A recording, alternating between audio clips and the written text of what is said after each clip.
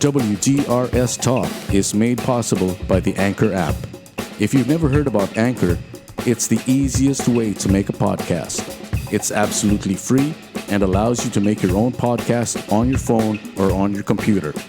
Anchor will also distribute your podcast on platforms like Spotify and Apple Podcasts. You can make money from your podcast as well without a minimum membership. It's all you need to make a podcast in one place. So, go and download your Anchor app for free, or you can go to anchor.fm to get started today. You're listening to the Wolf's Den Radio Show. Talk.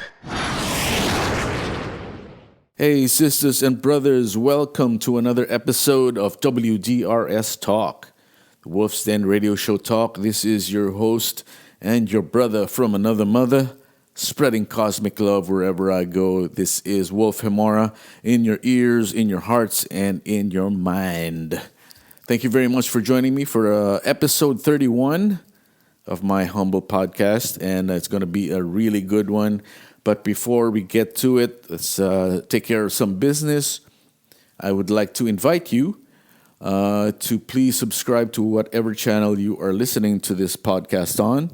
So if you're on YouTube, please subscribe to the channel. If you're on Spotify or Apple Podcasts, give it a follow. And of course, that helps me a lot. It helps the show a lot with the algorithms on the internet. So please do subscribe.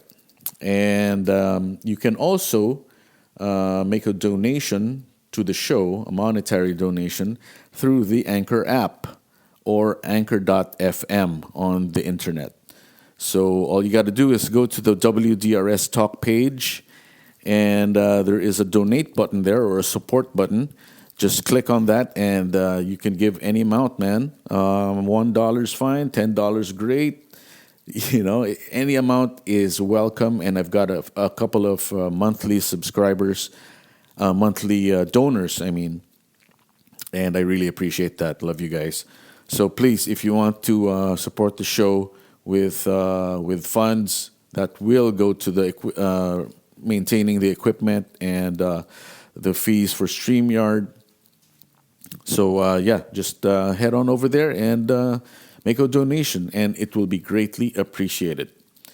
All right, another piece of information. I'd like to invite you as well to check out the music of my new band. Check out my new band, The Melodies. We are on Instagram at The Melodies Official and on Facebook at The Melodies. We have a new single out on Spotify and Apple and everywhere, actually. Everywhere you can find streaming music, and you will find The Melodies there with our song called Laman. And and the video, the music video is up on YouTube as well. So please give the page of The Melodies on YouTube a follow as well, and you can check out the video there. So yeah, that's it. And so episode 31, it is going to be, since we are celebrating this year the 25th anniversary of Wolfgang's second album, Semenelin, I decided to interview a couple of people that were involved in that album, and it's going to be Manuel Legarda, the former guitarist of Wolfgang, currently in Razorback, and also the sound engineer that worked on the Semenelin album and also mixed the album, Diego Garrido. So we're going to talk about how that album came about and whatever else. And I also want to acknowledge that the success of that album was really what made Wolfgang a nationwide phenomenon or something. You know, we really got our audience when that came out, and I think every song on that album is really strong. You know, we got Bought and Sold, Center of the Sun, Beast, Weightless, New Mother Nature, Semenelin, the title track. My personal favorite in that album is a song called I, the third song. And if you listen to that song, there's a scream at the beginning, and that's me. That's actually me doing that scream. What else? So, yeah, I also want to acknowledge the help of Wally Chamsey, who was the president of Sony Music at the time, who I also have an interview with. He's going to be the next chapter after this one, the next episode, I mean. So do check it out so you can get the perspective from Wally's point of view when he was going to sign Wolfgang. And so much respect and deep appreciation to Sony Music and Wally Chamsey and the whole staff of Sony at the time, who were really working their darndest to market Wolfgang, and it succeeded, especially with Semenelin.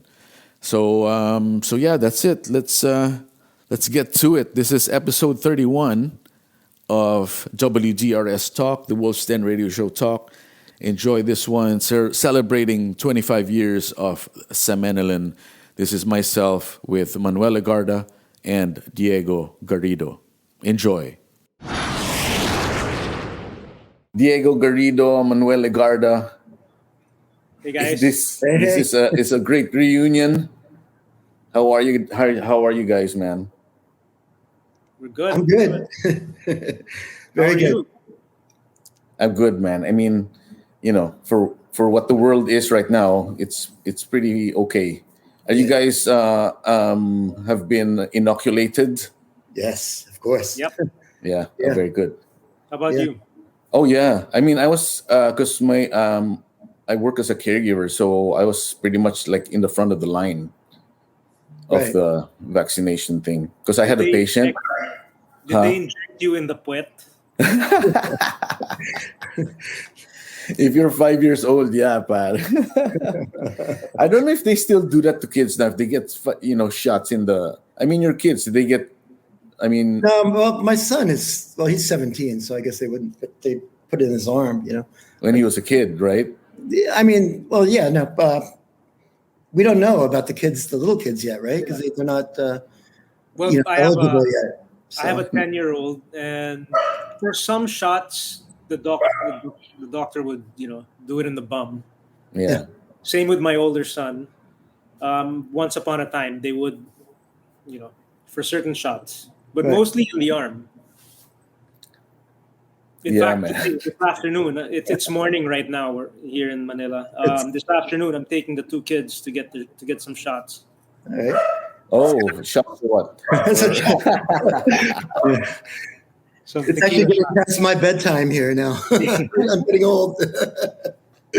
Old retired. So Diego, man. I mean, so like you said, you retired from your day job, and you fixed up this studio in like record time, man, because you documented everything on Facebook. Right. Yeah, it's still a work in progress, but the whole time I've been my career that I retired from.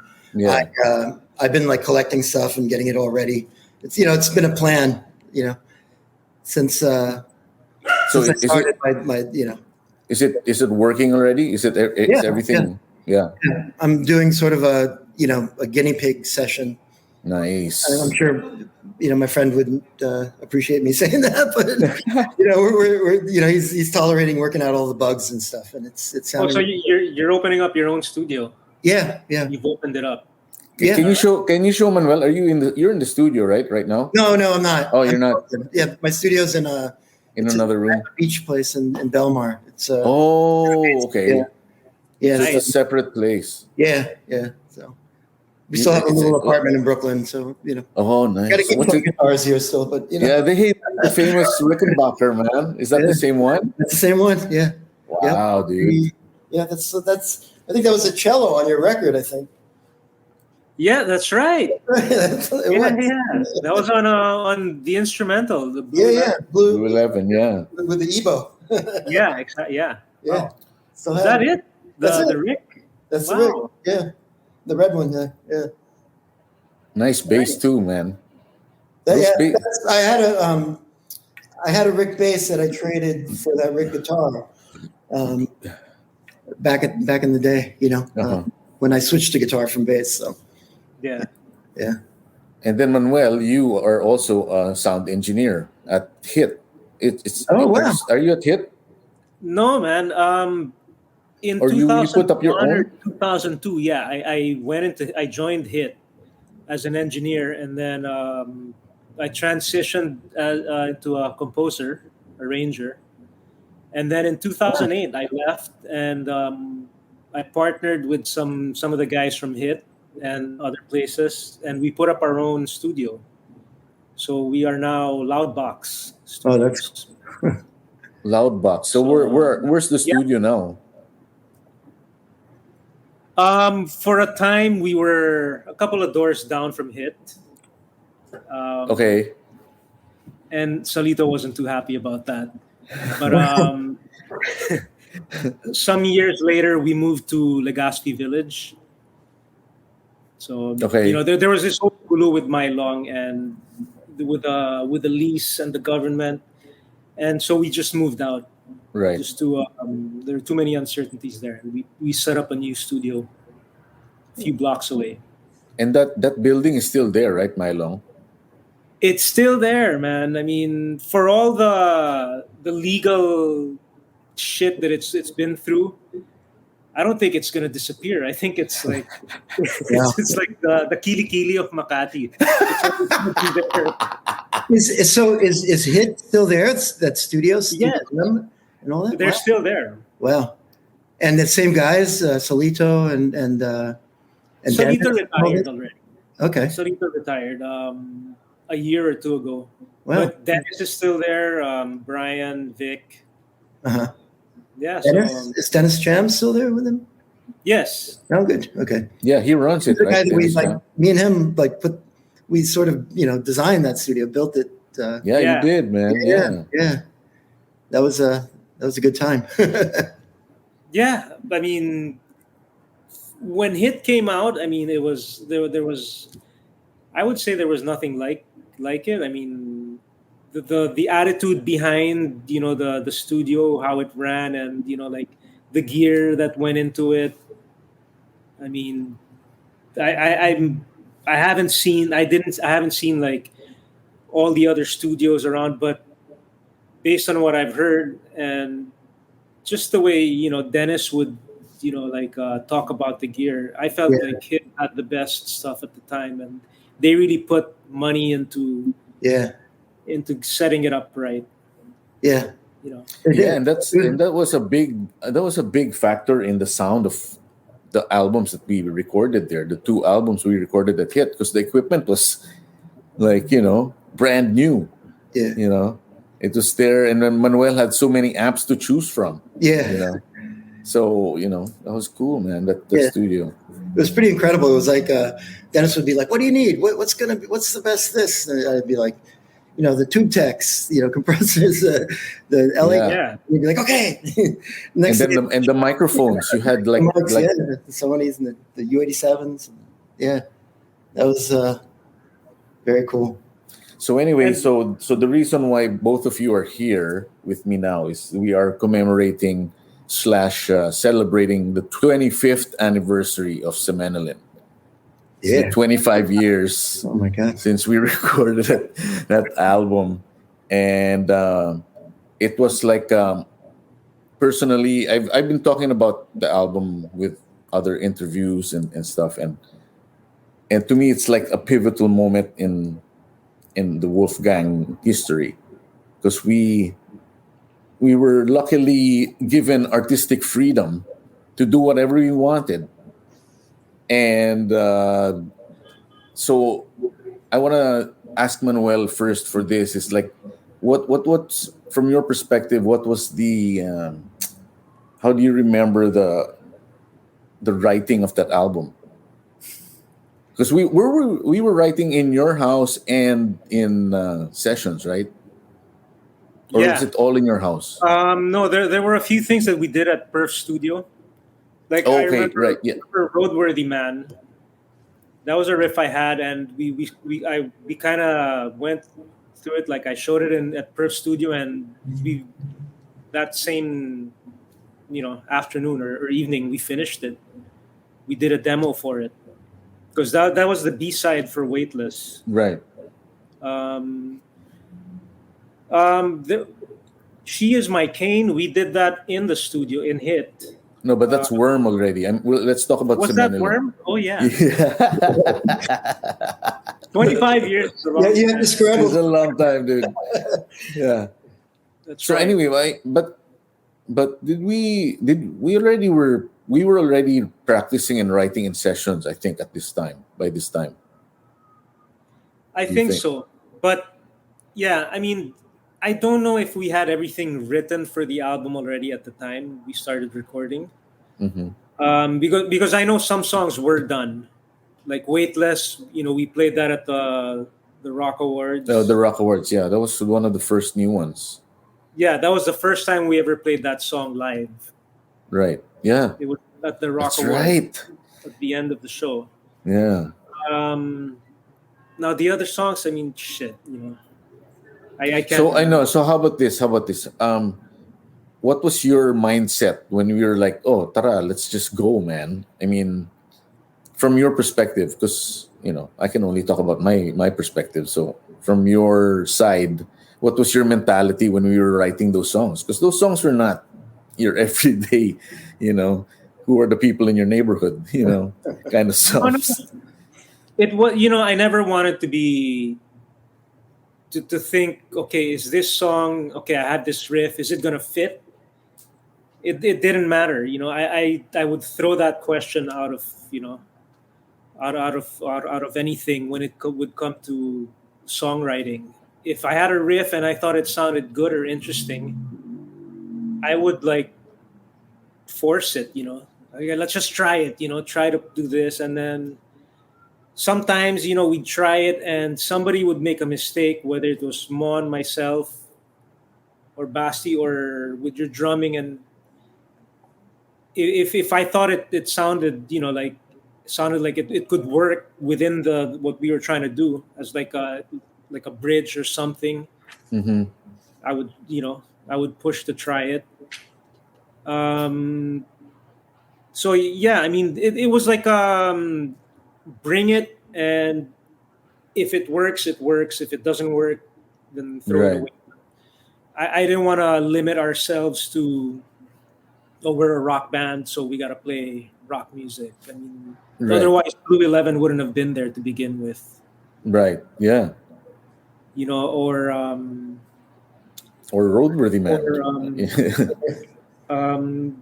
She Drives Away, Cathedral of Space. Oh, Cathedral Space. Yeah. Yeah. New You know, one. Yeah. I listen to those because they're on Apple Music. The Semenelin US version is there, so it sounds really good on Apple Music because Apple Music they beefed up their sound quality. It's lossless, and then they have Dolby and all of that stuff. doubly. Double A. So it sounds really good on Apple Music, man. I mean, the bottom end is so thick.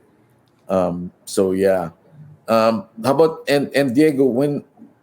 How did you hear that you were gonna be recording us? You're gonna be manning the stations. Well, I knew I was going to record everything down there in the beginning because I kind of was the only person that knew where, how to. Oh, okay. Yeah.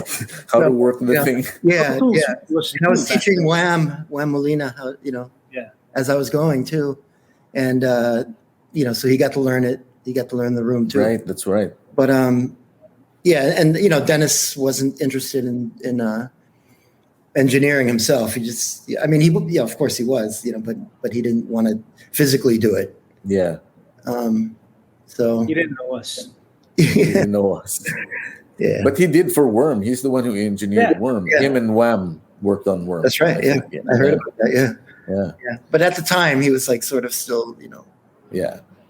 just in the management.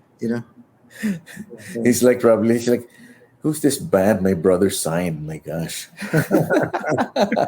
We're so Oh, was it corny. his brother? Oh, yeah, that's right. I forgot about Yeah, Wally, yeah. that. Yeah, yeah. You know, I Wally was a big factor, I think, in the mindset that we had with this album, because Wally was like, he allowed us to do anything. I mean, he gave us, you guys do whatever you want. When right before we signed with Sony, Ivory, they were like already planning our second album. It's like, Right. well, why don't you take a traditional Filipino song and rework it? No, yeah. And let's have another Darkness Fell type of thing. Right. The whole album, they wanted Darkness Fell, the whole album. Right. Every song. Yeah. Yeah. Just a little So, different. with Wally was a breath of fresh air. Wally and JV. Oh, in JV, And yeah. put that together with the freedom and with the toys that we had at Hit. Yeah. And it was it was I mean, it's so funny because that record is so, like, every song it's so diverse, but it still has the same. It has that Semenelin sound. Everything, it was like, what gels it together was like the diversity of each song. I think, and it was very exciting to work on it for me. So Yeah, because the songs, I had mean, the privilege to do it. You guys were great. It was like, it was a lot of fun. Yeah. A lot of fun. I think I didn't know you were in a band with Elektrikoolaid. Were you formed already at that time? Yeah, I was. That's in fact that our record, which, to be honest, my whole inspiration to go work at Hit was to record my band and put it together. Oh, okay. I wrote a lot of songs, and then Annabelle started writing songs, and we actually it's also that record's 25th anniversary too, because that came out on Warner. Oh, it was the same year. Same year, yeah. Oh my God! Well, shit. I was researching it. I don't. And so I looked it up. I'm like, oh, Dude, that's 2 albums, dude. So I got to put the T-shirt Oh, on. there you go. Yeah, man. Oh, yeah, I remember that. I remember the My wife's like, logo. it's a little tight on you. I'm like, yeah, it used to be loose. Didn't you guys used to play at the bar downstairs, right beside? Yeah, that was later. Yeah, yes, that's right. I forgot what the name of that place was, but Yeah, you played with Spy. Did you play with Spy? we used to go play with them a lot. Yeah. I think this was when Cali was already not happening anymore. Yeah. It was already closed or something. I don't know. I think Yeah. Razorback stopped playing there already. Uh-huh. So that was the new place to hang. Yeah. So anyway, let's. I wanted to go track by track and just get your thoughts. Okay. Let me pull up the tracks because You don't remember? Well, Yeah, I had an advantage Yeah. because I've been listening to I've been listening to the album, so my memory's been refreshed. But the thing is, what I wanted to say is like to what Diego said. I think the album. I think all the fans have listened to the whole album as a whole from beginning to end, because it's not. There are breaks. There's the heavy stuff, and then it'll dip a little bit, and then really dip slow, and then punch you in the face again until the end. So it's like there's endurance. There's endurance in the album. It's not like a Slipknot album that, oh my God, you have to be either 13 years old and full of rage and hormones, or really listening to Slipknot because you like their music, But a whole album like that, I don't think Wolfgang ever did a whole album that was just heavy from beginning to end. There are always, peaks and valleys in our albums. Well, I think that's what when you listen to, not to compare ourselves with Led Zeppelin, but their albums, it's their peaks and valleys, and if you're always up on the top or always down in the valley from start to finish, it kind of gets monotonous. Right. So you kind of lose interest, and for 45 minutes, if you have this journey of ups and downs, I think that makes your listening experience a little more pleasurable. Yeah. And it's And I also remember we were listening to so much music at that time. it's just so much music because Yeah. I don't know. I think we all got in, and we somehow got into a lot of the same kind of music at the same time. Especially new guys that were coming out, and then the new Yes album had just come out. That Talk album, you remember that album? With the big drums. Mhm. Manuel, I don't know if you remember that. You don't remember that album? I I don't know, mean, man. more. Going around Greenhouse, maybe. Yeah. Anyway, so anyway, I mean that's why that album and Wolfgang's music was so diverse because we were really listening to everything, and we really didn't try not to stop ourselves too much. So anyway, yeah. Oh, go ahead. Go ahead. No. I mean, with regards to like diverse music and all that, I was listening to a lot of Al Di Meola and John McLaughlin at that time. Right. So a lot of like the things that were kind of left field, musically, I think came from there. Uh-huh. Especially when I like I said, when we're practicing and I'd make a mistake and I'm like, that kind of it's off, but it sounds interesting. Like I Yeah. would try to work it in, Right. But that came from that music that I was listening to. Right. The improv and yeah, that's Yeah. What Diego? What were you listening to at the time? at that time. It's funny because I have a little backstory to this. Yeah. Quickly, before like that studio was built, I had the privilege of working on Jun Lupito's record. Right. And that was like we had to do it. We did it in bits and pieces, and then there was like no studio. We did it upstairs, and then luckily like Sammy from Spy came in to help finish it, and we went to this other studio. I think it was called Tracks. Okay. Yeah. Yeah, I think that's the one.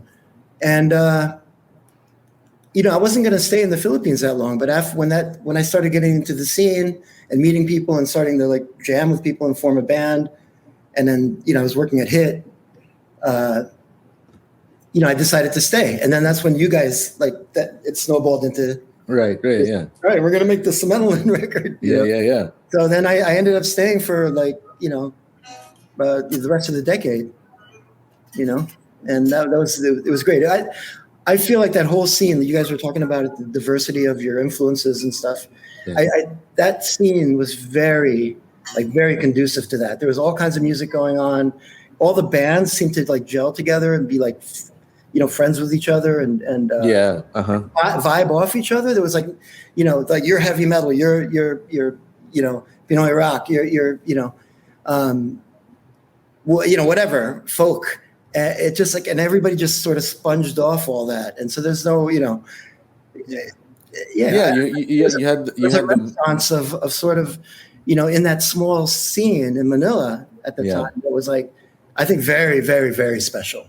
That was just before like hip hop came in. Yeah. It was funny because I was like, I had to do all the like I worked at a hip hop record studio in New York before they made me do all that stuff. So I was in Manila and do like rock and roll. It was still rock and roll. Yeah. Because I was the young guy out of engineering school. That okay, you got to do this. That worked out good too because those were really good record credits for me. But anyway. Yeah, man. Yeah, and they sound good, man. I mean, they sound good. I mean, I was after a long time of not hearing it, I would have doubts. It's like, does it sound like, does it sound good? And then, like I said, when I listened to it recently on Apple Music, it sounds great. It's like I said, and all the equipment that we're using there is top equipment of that era of the time. Sort of. We had to. Yeah, like, sort of. Yeah, but we were using the Mackie board, but we went around all the little. Pro Tools used to still do this. We didn't even use Pro Tools on that record. We had the ADATs and the Mackie board, but everything. That's right. Everything through like the tube techs as much as we could through with the mics. And there were some. We didn't edit anything on your record. There was something where I think we had to reverse something, and Yeah. You did it on Pro Tools. I did it upstairs. Yeah, I had to bring it upstairs. Yeah. Oh yeah, that's right. That's why I remember this. And fly it back in. We're waiting for the rendering. Oh yeah, the rendering. Yeah, I mean, like, No, but oh yeah, the days, you just do it right. You know, when you edit, everything was going back. of It eight. sounded good. One before Sony like merged here in the Philippines with was it BMG or Warner? One of them. Wally had this idea: have the album remixed by some, I don't know if it's some Japanese guy or some American guy in the States. So Dennis and we dug up the Semenelin album, and we got the ADATs, and we cleaned up the tracks. We transferred them onto a new set of tapes. We listened to it. We listened to those tracks raw. Like we just played them. Oh no. Man, it sounded so massive. It sounded really, really massive. I mean, the guitar sounded like. I would love to hear that. Well, fast forward to now, those tapes are gone. The original ADATs were taped over. Those master tapes are all gone. Yeah. Wow. But it could have been something really special. Yeah. Those tapes survived whatever transition. I would have loved to hear that. That would have, I mean, everything went through that massive wall of sound. That, the tube techs and all that. Yeah, the tower, man, with all those. Those are a lot. Those were tubes and man, the whole thing. Yeah. But Dennis and I, when the first track came on, we just looked at each other. Oh, really? Wow. So wait, okay. So let's start already with that. So because the first track, "Love in Despair," has a massive sound. That guitar intro is just, I mean, how did it sound in the raw tape? What amp was it? I remember in Hit there was the Matchless. Was it in Semenelin or was it already in Worm?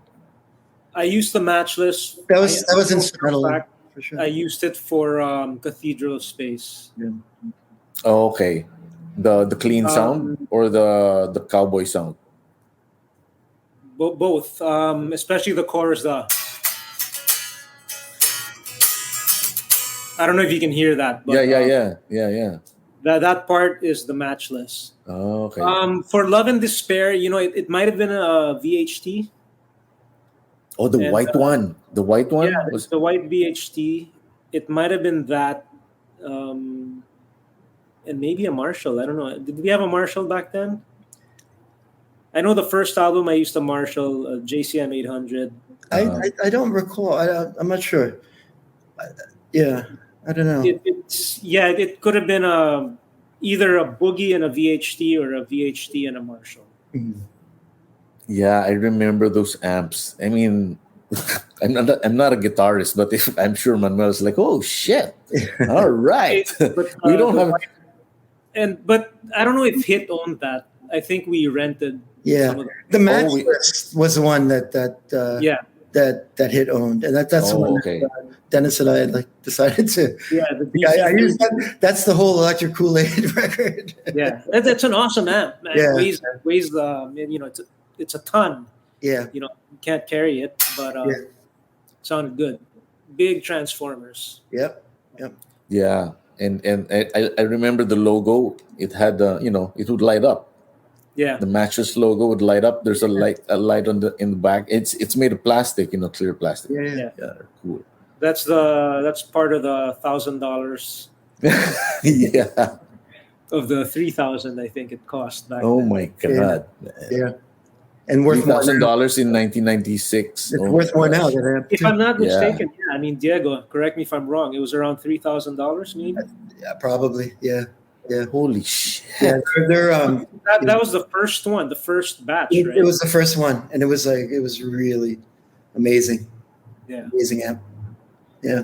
So anyway, on Love and Despair, a cheap one. There's that. I don't know if you remember this, Manuel, or Diego. The middle part, the odd time middle part, the psychedelic odd time.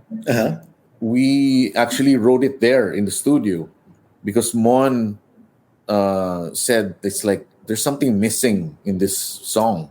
We were already recording the song. I was behind the kit, and then I think, were you with him to write that, or did he do it on his own and then he showed you what it came? I don't remember, man. That I part. don't remember, man. You don't remember? I just played the cover.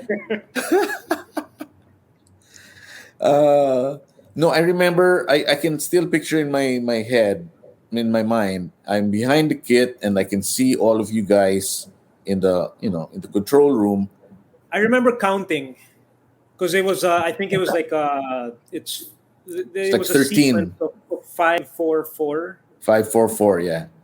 Yeah, and so, but it was like 4 chords.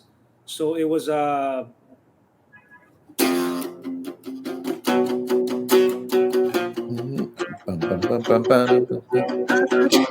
something like that, and it would,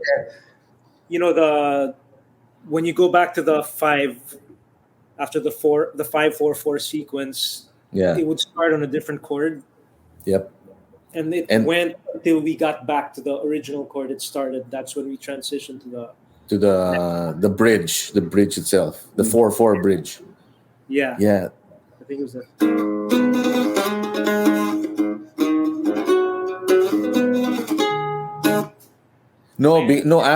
After that there's another part before that. The I don't want to cry. Yeah, when it becomes 4-4 and then it becomes double time again. At one point, I think we needed a whiteboard. Yeah. But I mean, it was a pain in the ass to do, but in the end, you put the effort into it, and you do it right. Yeah. I think it pays back. I mean, it comes back in. Oh, dude! I mean, when I heard that, I'm like, wow. We came up with that right there, and then we said, okay, time to record. Let's record it. It's as fresh as a fucking song can be. Yeah. It's like freshly made, man. Freshly picked, hot out of the oven. Hot out of the oven, man. Okay, next track, Bought and Sold. That one, I really like the drum sound on that one. Do you remember? And then I remember we had a small. I didn't. It's like if I didn't need this a tom, I wouldn't use a tom. I would use as little. It's like we would use as little mics as possible. Mm-hmm. Were we doing that with the drums? Because I remember at one point I really had like the most basic setup. Yeah, I mean they were all mic'd, but then what we used was what we used. Yeah, it was everything was close mic'd, but then the focus on the drums, that room sounded so good. That's the thing, that was such a good drum room. It turned out to be that way. It wasn't, planned that way, but it just really ended up being an amazing sounding room. And then, the good mics too, and the overheads and the room mics. I remember those silver overheads. They were brand new. They were like, it was like it would. It would be like this, silver, and then it would become thin, like a needle. I thought they were those the ones? The KM84s, yeah, the Neumann KM84s. Those are. I think there were the 84s, and then you also had the Earthworks. But I think those were Omnis. So I don't know. Maybe they weren't used. I don't even like Earthworks. I don't really remember that brand. But I think we had 414s too, or the AKGs. It kind of looked like this, but that's the one right there, man. Okay. No, it's not. It's not this, but it kind of looks like that, where it tapers at the end. Yeah. It's a little thinner than that. Something yeah, like but that. Those were the Earthworks. But I remember knowing those. Guys, it was probably the Neumanns. Yeah, just because. Yeah, right. Yeah, man. I the equipment You know that that was room, being used in that studio. that Studio M, it was reconfigured. They swapped Oh yeah. booth and control room around. Oh no. Really? Yeah, Oh my god. it was they had built a new studio, Studio H. Okay. That was a super studio that they still have now, and it's Diego. If you see it, if you Yeah. had seen it, man, awesome. But anyway, the control room became the booth, and Okay. the booth as you knew it is now the control room. Okay. But that's mostly for ads Right. Yeah. right now. Where's that new mega studio upstairs? They have another. They had Hit has another area, another part of that building complex. Oh, okay. It's on the third floor. Wow. It's a bigger, Dennis was talking to some designer in the States who was somehow involved in the design process of the power station, Okay. and he drew up some plans. And I was there when Dennis was building it, and he'd walk into his office, and he'd have pictures up on his wall of like microphones, Right. snare drums, and rack gear. And yeah, he was like telling me, dude, this guy is so. He's like overseeing this guy, designer. He's overseeing the design from the States, and he's like, if you're off, if your angles are off by like an inch or a degree, Yeah. nope, you got to do it over again. Yeah. They tear everything down and rebuild, and it was so nice. And Yeah. it looked like you're walking into it's the wooden planks, Right. Right. like you're walking into a spa. But Oh, okay. but really nice. Nice.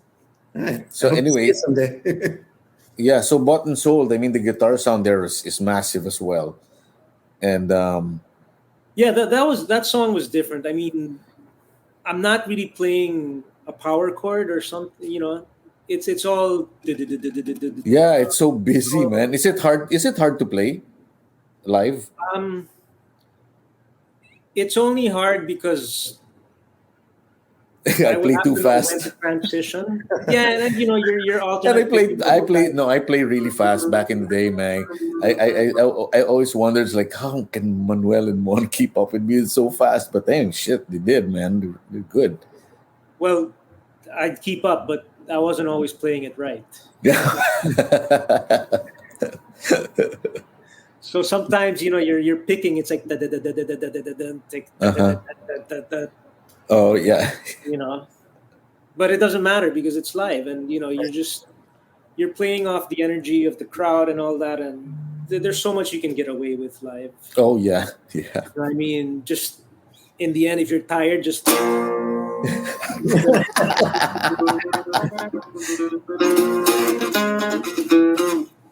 just improvise. Yeah. But in the studio, you can't get away with that because it's under a microscope, whatever you're doing, and you got to get it up to a certain level. I mean, it wasn't perfect, the playing, but it was passable. Yeah, but I mean, it wasn't perfect playing, but my gosh, the whole song is just. I mean, you only relent in the bridge and with the open chords, but the whole song is just, and then there's that. Oh my Yeah. god! I think when we would, when we were still playing live, there were times where we wouldn't play a certain song for a while, and then it would come back into the set list, and we'd have to relearn it. And that part, I think, every time we'd relearn it, it was played differently. Because you're like, well, how did we do that? And then, okay, let's just do this. And it's always different from how it used to be. What was from your perspective, Diego? What were you thinking? What was in your head when you were doing this? I mean, I was definitely like vibing with your sound. You guys were like, even all that stuff, the syncopated stuff, and that was like really exciting, Yeah. at that time I was working on so much music, and it's funny because this one record, I was even doing my own, was so special to me. It was like so like like being a fly on the wall, watching, like when you said, that part, I totally remember that when you stopped and did that, wrote that part right there, Uh-huh. But, I had the job to do too, which was also like really, very cool, The what? That was very, I loved having the privilege to do that, Yeah. But, yeah, I mean, you guys were it was a very, very interesting record to work on musically. It was like the diversity of it, the sound, the musicianship. You guys were like, really tight too. So it was like, there was like no flubs in the studio really, as far as I remember. Yeah. I think, we always, we were ready. We were ready at that time. Yeah, we were very ready. At that time, we used to do a lot of rehearsing. Yeah. That's the thing. I mean, when you're starting out, you're always practicing. And then you get to a point where you're like, okay, you're playing enough gigs where you don't have to practice, but because you're not practicing as often, you're not writing as often as well as a band. So, but I think we were at that album, we were at that level where we were still practicing a lot. Yeah. You guys were tight. I mean, you were super tight. That's the one thing I, totally remember. It's like hit record. That's it. Couple punches here, it was like, until we got to the solo, then it was like, okay, just what? But okay, so speaking, that was really great too. That's speaking of guitar solos, the next song is I. And that's one of my favorite songs of Wolfgang ever. It's really underrated. No one really mentions it. But when you mention it, a lot of fans like, yeah, I like that song too. You remember that? I'm playing it now because I don't remember the solo.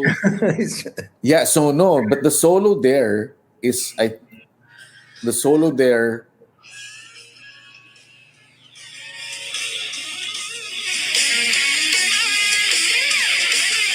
That was a mistake. No, this part. Listen to this next one. Yeah.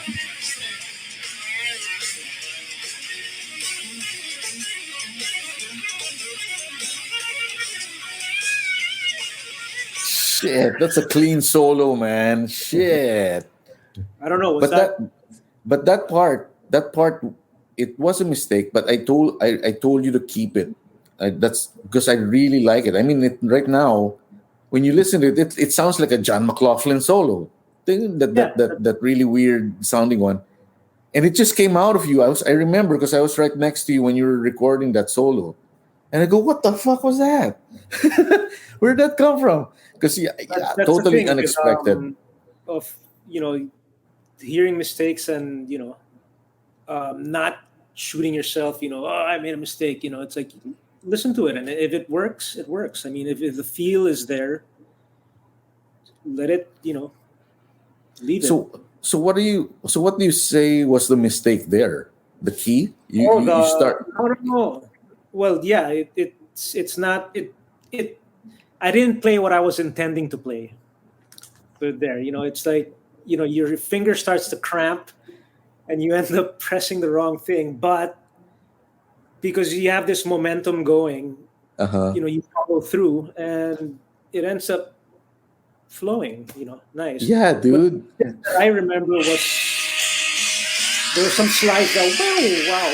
Yeah. This part coming up. Yeah. That Yeah, what was that? I must have forgotten what I was gonna do. Happy accident. I'm like, oh shit, what is that? Okay. But I mean the way you did it, it's so clean. It doesn't, we kept it because it's clean. Even the way you were doing the, what do you call those? Slides. Slides. Yeah, yeah. Were you sliding with a pick also, or just the fingers? No, that was fingers. That's all fingers.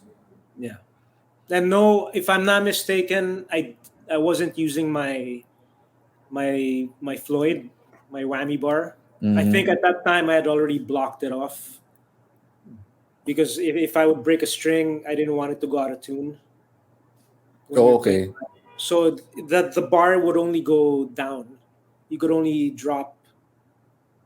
So if you break a string, it doesn't go sharp. So there was a block in the back of the guitar. Oh. So it was all, there's no tremolo. Tremolo. Yeah, but that's like one of my favorite solos that you've ever recorded, man, because it is so random and really until now when I hear that out of tune run. So you were doing were you intending to do that run on another key? On the key that you wanted in, or was No, what is that? That's probably like one or two notes that were misplaced. Oh, okay. Okay. Which was that makes it weird? Those notes that were misplaced. It's whatever scale, and I must have shifted my hand a certain way, and in one or two strings played the wrong notes, which happened to sound interesting. The harmonic minor scale. Yeah. But the most commendable part of it is that it's played so cleanly. That whole solo is just played cleanly from beginning to end. Even with the rock and roll licks, the the Skinner licks, it's clean. It's really good, man. I think that part was planned. The solo was pretty much mapped. I mean, I wanted to go from here to here to here. I just didn't know how to get from there to there to there. And so that's where the mistakes normally happen. The transitions from one, phrase to another. Do you still call them mistakes? I don't consider them mistakes. Like anyway. Unintended journeys. Right. Unintended journey. When you're on vacation and something happens that's not planned, something like that. Yeah. I was there last week. No, yeah. You just got back from a road trip, right? Yeah. Nice. Oh, you went to Motown? Oh, shit, dude. Come on, you got okay. Yeah. Let's give the floor to Diego, please. Can you tell us how that went, man? Oh, it was great. We so we get to, my brother and my mother now live in Michigan. And so we get there and we drop my son and my dog off with my mother. And then we head to Detroit. So me and my wife took a little 2-day, to ourselves. And right. Yeah. Yeah. So, what's there to do in Detroit? Motown, I got to go see that studio. It's a museum and stuff, but it was pretty cool. It's still exactly the same way as they had it back in the day. Wow. Yeah. Yeah. Do they still? I mean, is there a functioning studio? No. They moved it. I think in the late 70s, they moved it to California, to Los Angeles, I think. Yeah. Yeah. So that the board that is there, that's the original board. Yeah, that's the original. It's a 6-track board. 6-track. Yeah. But they had their system, they had this whole system with direct boxes. They hardly used amps over there, which is kind of weird. Wow. If you listen to that sound, it's like, I mean, and they had what was really incredible. They had I didn't see this in the studio, but I read about it. They didn't have reverbs. They had an echo chamber in the attic, which is like a speaker and a microphone, and they would just add that natural reverb of the house, into the mix. So, yeah, that's like Green Hill Sound they used to have that, I think underneath. Yeah. It's like a giant empty space, speaker on one end, microphone on the other end. Yeah, that big Capitol building, Capitol Studios has that too. The chambers, I mean, I have all the plugins for all that now, but yeah. You can have something like this. Yeah. You can even record 24 tracks onto this. Yeah. It's amazing. The microphones is that to me is and the preamps that's where I've been collecting for the whole time at work for the last 20 years. Like, how big was the room? Pretty small. I mean, comparative. It might have been the size of Studio M, the live room. The control room was definitely like really small, or maybe it might have been exactly like the size of Studio M, the control room and the live room. And they didn't have much, like you said. I mean, it was 6 tracks, and yeah. I mean, did they even have faders, or were they like rotary? Were there faders on that? I mean, those are like I think it was just like rotary, yeah, and it was like 6 channels, yeah, and they would like obviously bounce stuff, to the tape machines, yeah, well, yeah, or like like they do the drums and then bounce it down to the stereo tracks, and then I mean, I don't know how they did it with 6 tracks, Yeah. But I'm just guessing. Did they play together in the room, the band, at the Funk Brothers at the very least? Yeah, like James Jameson and all those guys. I don't know. They don't describe it there in the museum. They didn't. No. Yeah. And I was just asking questions about the technical stuff. They're like, I don't know. Oh, right. Like, you know what that is? I'm like, yeah, that's what that is. But they were very enthusiastic, so it was it was a great time. Cool, man. I recommend it if you're ever there. Oh yeah, man. I mean, that's Hitsville, USA. That's right. All right, moving on with the. So we have next would be, the Cathedral Space and Center of the Sun. Mata ng Diyos, right? Oh, Mata ng Diyos. That's right. Wow. That's one of my favorites. Yeah. Did you think that it would become the hit that it is? I had a good feeling about it. I mean, it had a good flow. The song, I mean, everything flowed so nicely from the intro to the verse to the chorus to the solo. I mean, that solo I play note for note. Yeah, it's a classic solo. You gotta play that solo note for note. That solo I planned. Yeah. Well, planned more than the others. Yeah. But yeah. So were you using the VHT for the whole album, or did you use other amps? I think we only had maybe 2 or 3 amps to use at the time. I mean, I can't be certain right now, but it was probably, for the dirty sounds, the VHTs. Wow. And then a lot of the times I would just use the guitar volume, maybe a tube screamer. Mm-hmm. Oh yeah, I remember that, the tube screamer. I only at that time I would only play with a tube screamer and maybe a chorus pedal. Yeah. In fact, for Mata ng Diyos, those were the 2 effects that I would use live and most probably in the studio. So I would kick in the chorus pedal during the chorus and turn it off, And depending on the amp, I would turn on the tube screamer just for the solo. Yeah, man. I remember, like, even live, you'd only have the tube screamer and the tuner, and you never brought a case, right? Did you have a case?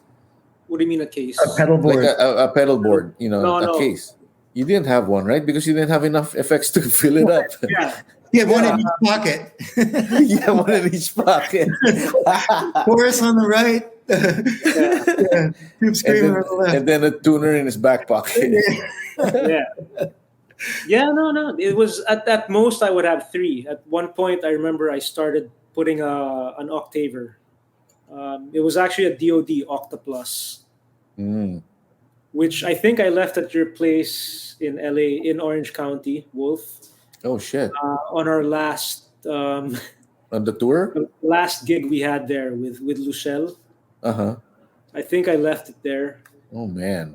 Um, Well, yeah, I but don't that's because know. I bought another guitar and I brought that home. So I left the old case and I left. Oh, But what case did you leave? The gray one, the Ibanez gray, the big one, the flight yeah, case.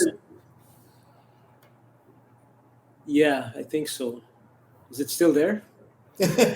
Dude, I mean, I don't, Look for the- no, I mean, because we had this house rented already, so we moved out and came Yeah. back in.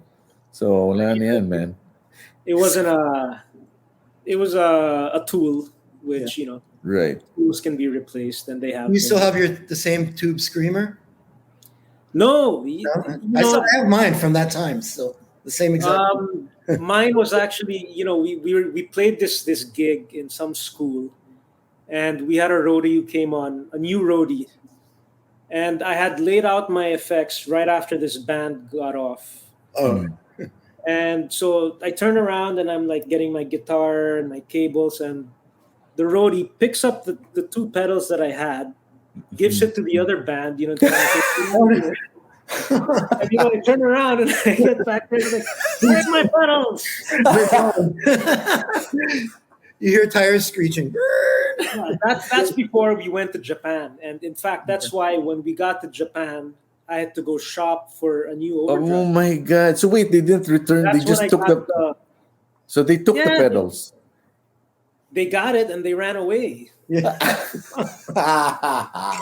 So that was, I think, like a few days before us going to Japan, and Oh, so I had to shit. go shop, and they didn't have any tube screamers Yeah. at the shop that I went to. This was in Ishibashi, I think, or somewhere in Shinjuku. And so I ended up getting a Dan Electro Daddy-O, Mhm. one of those. Here.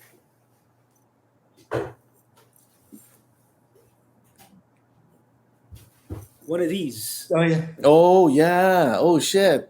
Is that the same one? No, that's a new one that I got. This was I repainted the original one. I did some mods on it. I added like some switches. Was it yellow also, or was it It like was blue? yellow, and then I It just was yellow. Yeah. Right. Yeah. I remember now. Oh yeah. Shit. Then I got Do this those? one also, but this one was used for Serve in Silence on Anino. Oh, the like the tremolo effect. No, that was the echo in the first quiet part. Where Oh yeah, there's, like, yeah. The echo, the dum tiny dum bang guitar dum solo. dum dum bing. That one. Yeah. No, you're talking about Ilan Alon ang Dala. Oh shit. Yeah. Sorry. About Anino. Anino. The clean Anino, sound. the Yeah. that one was on the solo. There was like a little solo before the next verse.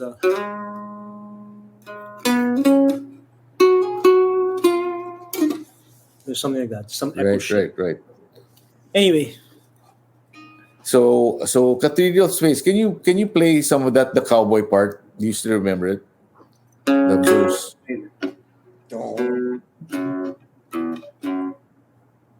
wait, it's an F.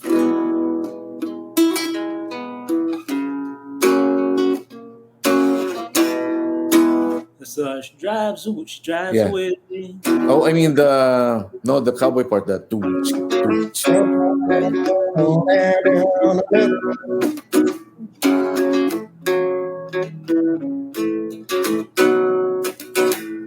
Yeah.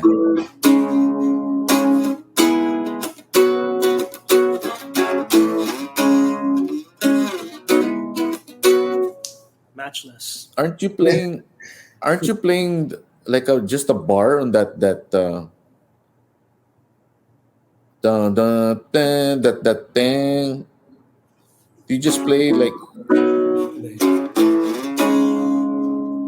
oh, you're playing a chord. Okay. I remember. I thought you were just playing like the top. It's a power chord.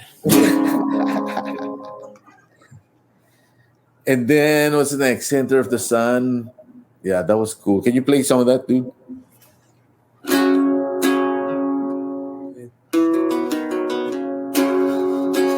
like that. Yeah. Something like that. Yeah, you know, I remember. Down, down, down, Get your song.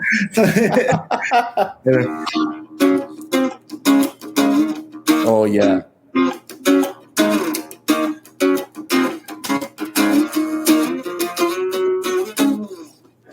That's the bridge. Yeah.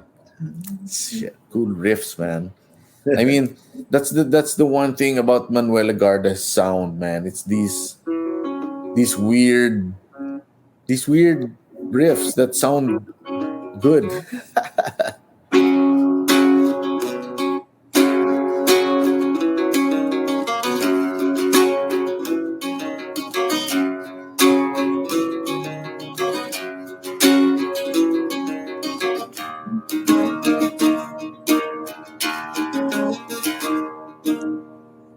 How was it? Boom, boom.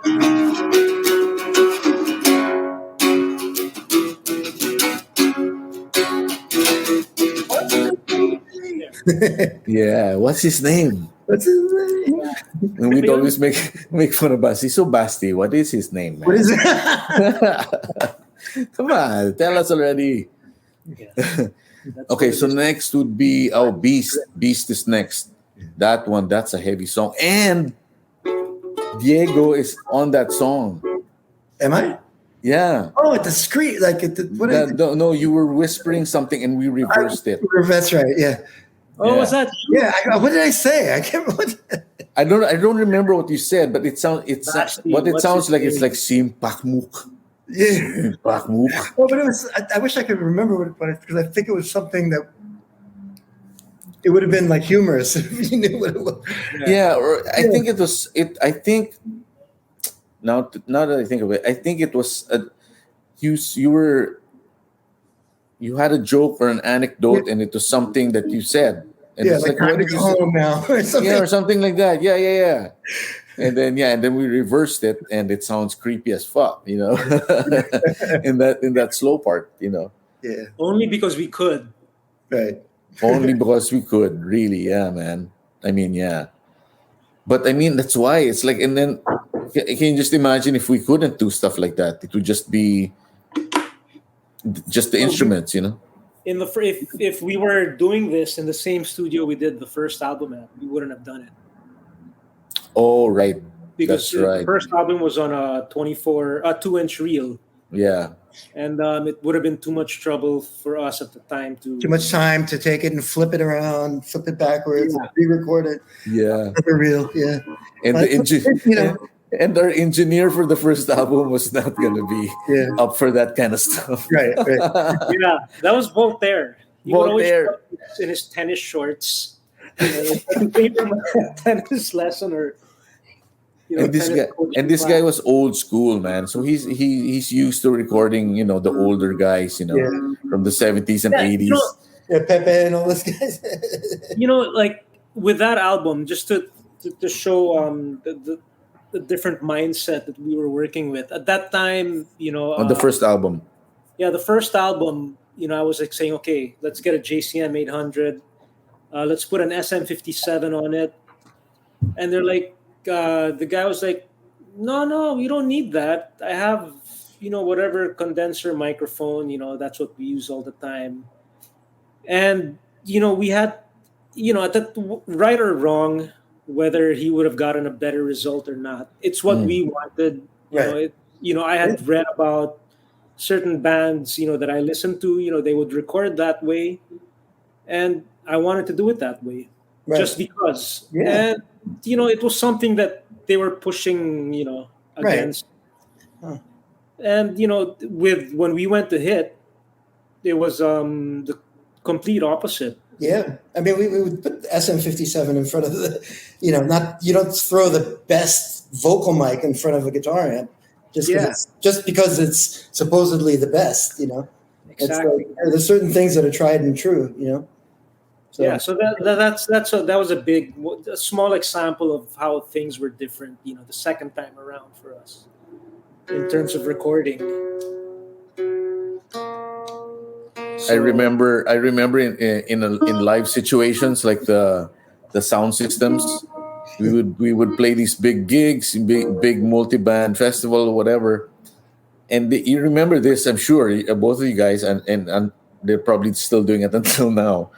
Is they would just hang the mic on the fucking off the facing the floor. yeah, facing down, facing the floor like that. Yeah. And then we were like, oh shit.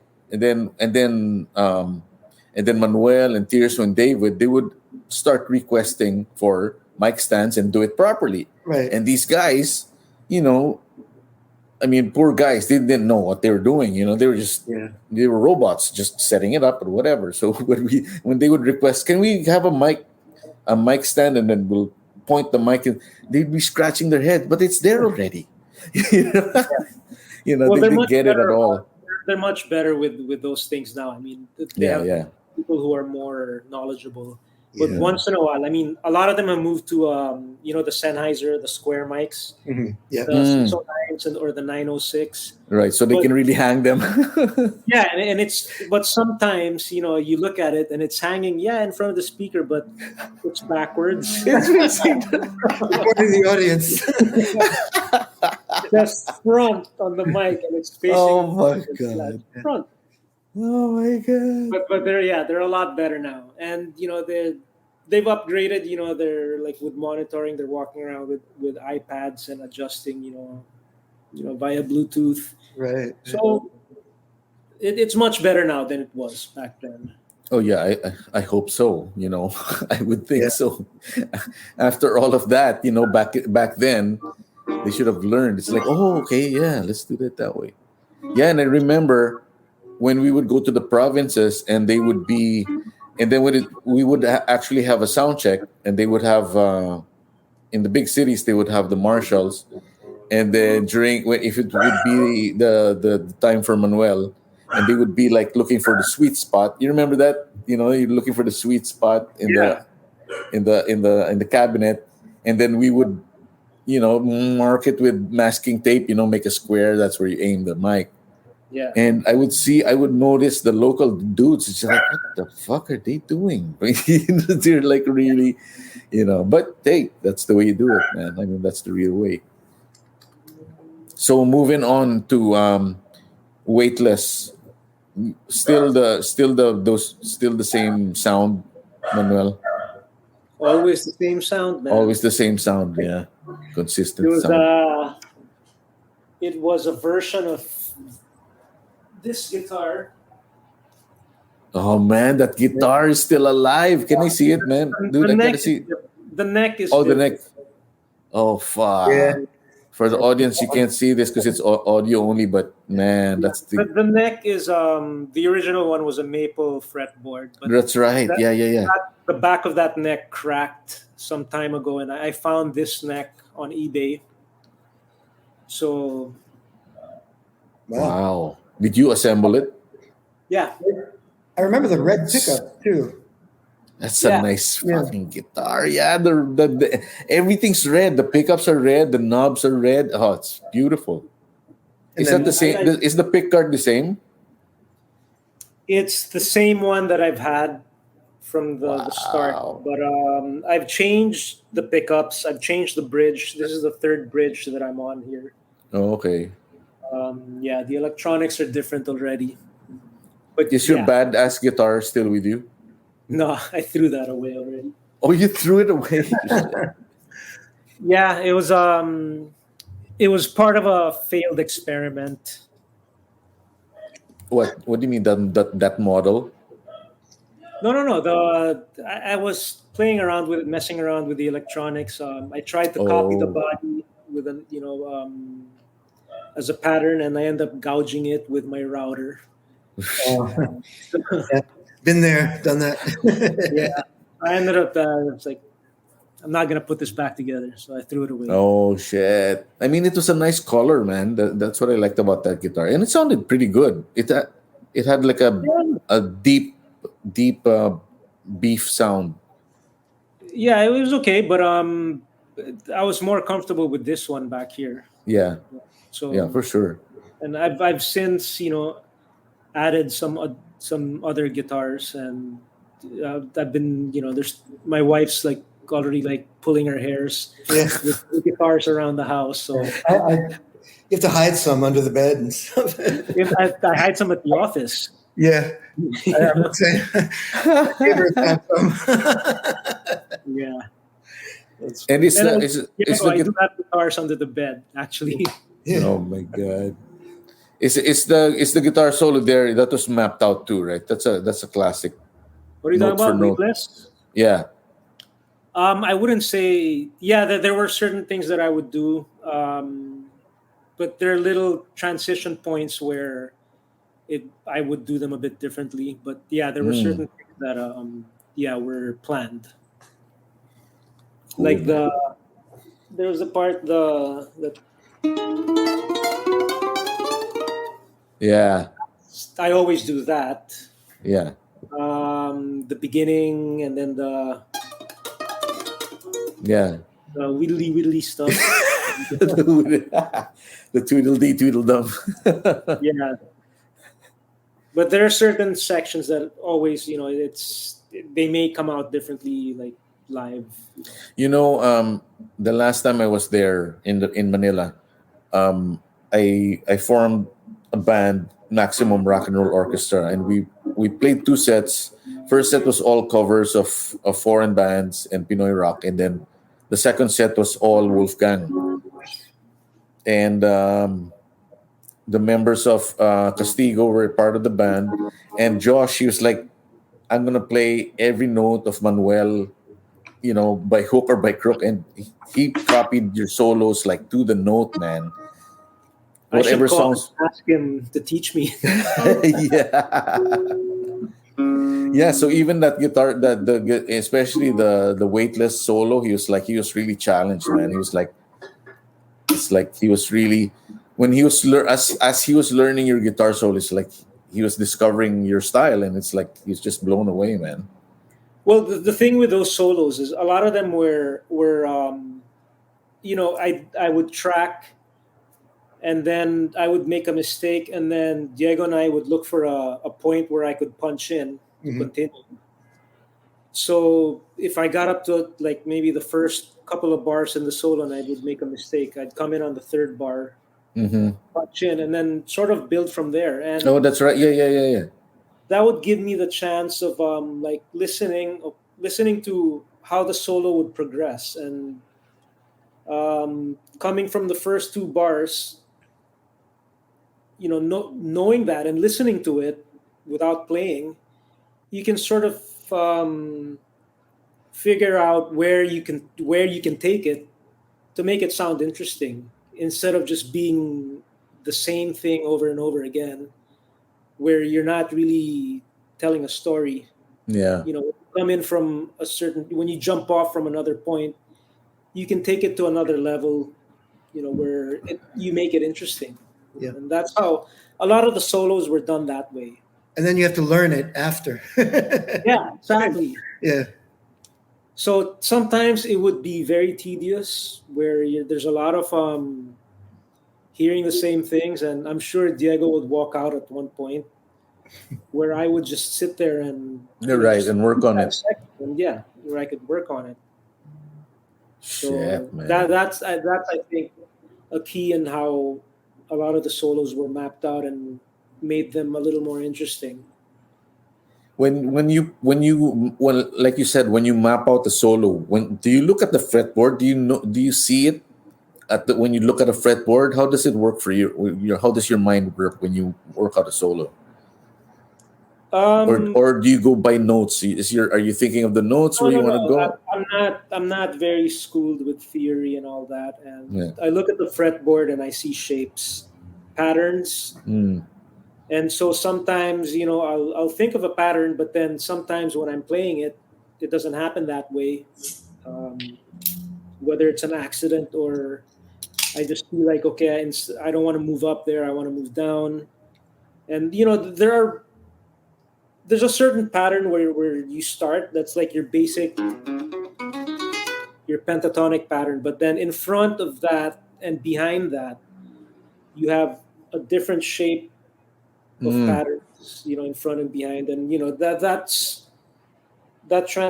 you move one, those patterns move across the fretboard, and Yeah. that's how they play. So Ah. depending on where the basic pattern starts, everything else is different in front and behind. And so like if I think, okay, for the solo started here, I want to move up now, I want to continue moving up, the patterns are changed, and those are the patterns that I go to. And sometimes within those patterns there are like little things that change the color of the solo, or like you make one note sharp or flat, it changes the tonality of the solo, and those are the things where it can get interesting if done Yeah. right. Yeah. So Now I'm learning theory from you now. Manuel. yeah, it's like, but there's not much behind it, behind what I'm saying. It's all I hear you. it's all these things that I learned by ear. So like, oh, this sounds good, and so I kind of see how that works within Yeah. a certain structure. And then you throw in all that feel. I'll that you try have. and try and error. If you actually know the theory, it could be something that you could work out in your head. But in my case, yeah, right. I have to play it, and there's Yeah. a lot of trial and error. Yeah. All feel, Yeah. Yeah, it's feel, man. So okay, I don't know what's next, but let's move on to Blue 11. You want to play some of that, man? And then just talk about how you came up with that. That was a different tuning. I'm not even Oh, okay. sure what it was, so, and I wouldn't know how to play it right now. Oh, okay.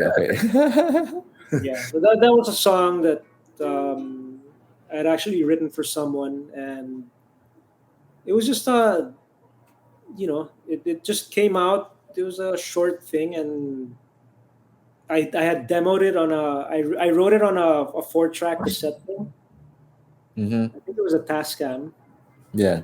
And, I had this 12-string Lumanog that I bought in Changge and Green Hills. Uh-huh. I think I paid 1,200 pesos for it, and it was a 12-string, and it was all right. It was like the action was super high and everything, and really hard to play, but it sounded okay. And I wanted to have like an acoustic thing there in the album as something just to break the rock. crowd variety, Yeah. And I think it was Perf's idea to add the EBO. Yeah. So and but we listed it down as cellos. I get a credit there. Yeah. And that EBO was like one of the toys that was just lying around there in his. Yeah, it was. No, that's mine from Elektrikoolaid. Oh, not yours. Yeah. And in fact, Annabelle used to play it on one of our songs. But it was, I still have it too. Not here in my studio. Yeah. Yeah. Nice. Yeah. So. Oh, you keep all that stuff, huh? Shit. Well, I there was a couple things I hung on to from then, but Yeah. And then, so what acoustic guitar did you use? You used the Lubanog on the recording? If I'm not mistaken, it was the 12-string Lubanog. But I think you used the black Martin. The Martin, the black one that the studio acoustic. So maybe that then. The demo was definitely on the 12-string. Yeah. But yeah. Also, the album is just the 6-string. I don't know. It sounds like a 12-string. If there's a 12-string on it, that's the Lumanog. But it's been a while since I've listened to that song. So. Yeah, it's a 12-string. Yeah. So it's then the Lumanog. Yeah. It may have even had a hole in it already. I mean, I know there was like a puncture hole somewhere on the side, but that may have been after or before. Could it have been both? Maybe that and the Martin? Maybe, yeah. Yeah, it's a full sound, man. It's a really, especially when you listen to it on headphones. Oh my god, you're like surrounded by acoustic guitar everywhere. Yeah, Yeah, but I remember there is some electric on it where I did like some Yeah. harmonizing with some melodies. Yeah. yeah, yeah. In the 20, yeah, harmonized. Yeah, harmonized. Yeah, and then the next song would be New Mother Nature, and then this one. Oh no, let's yeah. Go ahead, Manuel. It's something like this.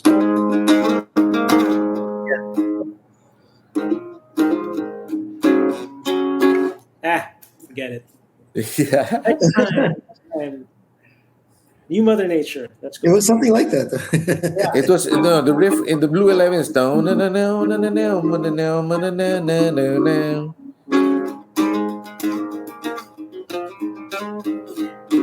Yeah, that's the one. Something like that. Yeah. But I'm not So doing you- it right because it was a different tuning, an open tuning Right. thing. Uh-huh. So yeah, next one, New Mother Nature.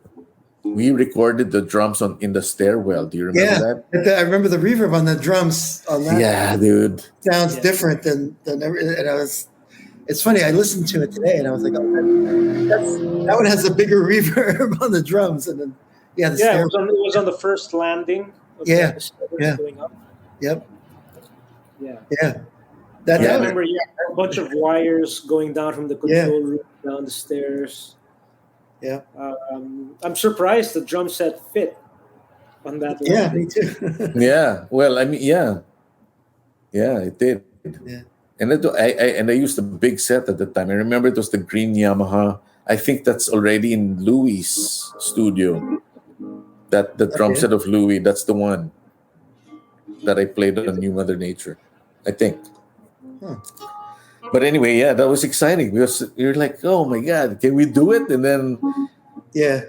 And Well, we then tried, I don't. and then it Yeah. was like, we have to do try, and it worked out. It worked out. That's a Oh, great. it worked out perfectly, man. I mean, One of my we're gonna- favorite. That drum sound is like, I love it. Like, one of my Yeah. favorites.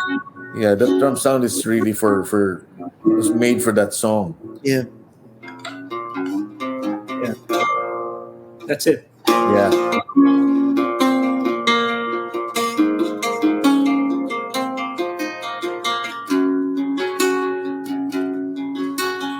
Then here's the weird chord. Yeah. Nice. Something like that. Yep. And then Yeah, that was one of those epic songs. then we had Semenelin, the title song. That was another epic. Yeah.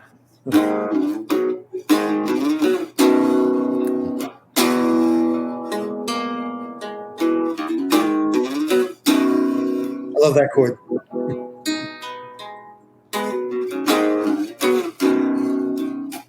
Yeah, what's that chord? F. No, the middle chord, the weird. Yeah. This one? Yeah. That's a C with the lower fifth. The G. Yeah. That's fun right there. I used to do that a lot with a lot of the songs, and because I was the only guitar player. If I was playing a power chord like an E, there I'd put the lower fifth. Mhm. Ah. Even with the C, Ah. add the lower G, so you get a bigger sound. Right. And not many people knew that. No, everybody will. It That's just sounds nice. bigger, man. Yeah. Yeah, Semenelin. And then we closed the album with Change. You remember that? Yeah. Well, I'm looking. Sorry, I'm looking at the. This is the U.S. release, I think. So I think the order's a little different. I think Semenelin comes before New Mother Nature and all that. Yeah. San ka, punyeta.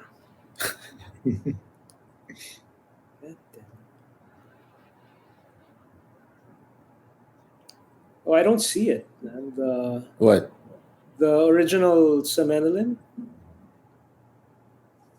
No, it's not the purple cover. It's the one with the hand. Yeah, that's the one I'm looking at. And Yeah, there's actually change is well. There's Roadworthy Man. Roadworthy Man's there. They included it, and I think they took out Semenel. I think they took out Mula sa Kamandag. There. Remember that song, dude? Yeah, wasn't that Benedict? Joey. His name's The one Joey. The, Yeah. In the end, yeah. From shit. What is the band's name? I forget. But anyway, do you remember that, Diego? The guy who did the scream in the end? Was it? It wasn't the guy from Saga. That was the name of the band, Saga. Really? Oh. Yeah. It's a long-haired dude. Yeah. Because we played with It was them. one of the guys from the Police, actually. No, Jay Ignacio. He did the thing on Bought and Sold. Yeah, in the Bridge of Bought and Sold. Yeah, That's another record I was doing at the same time that year. Yeah. Oh yeah, the Police also, right? Yeah. And Wally played on that too. Rest in peace, man. Yeah. Yeah, and then Jay does the laugh.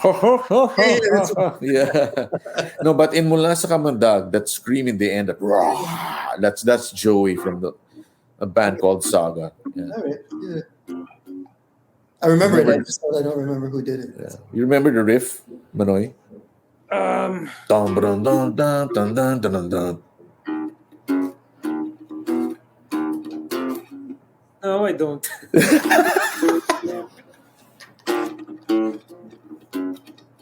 Yeah. Something like that. Yeah.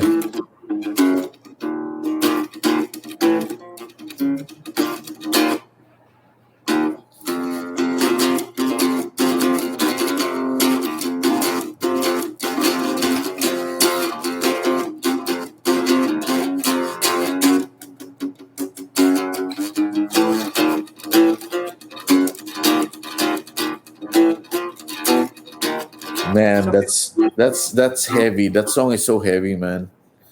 That one I remember was hard to play live. Like my arm would always like cramp. Tennis elbow. It's always this part.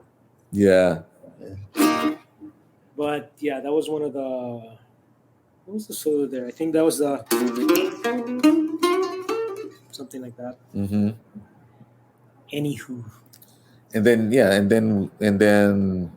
we end with Change. Was that open tuning? Yeah, that was, I think, might have been Open D or Dadgad, one of those. Dadgad. DADG. Yeah. DADGD. DADGAD. Yeah. Oh, Dadgad. Okay. That or Open G. Oh, Open D. Can't remember. And then we had the But yeah, Change was did we have an acoustic thing in I think that was the first time we had an acoustic thing apart from acoustic recording, yeah. Yeah. Yeah. That was our very first acoustic recording.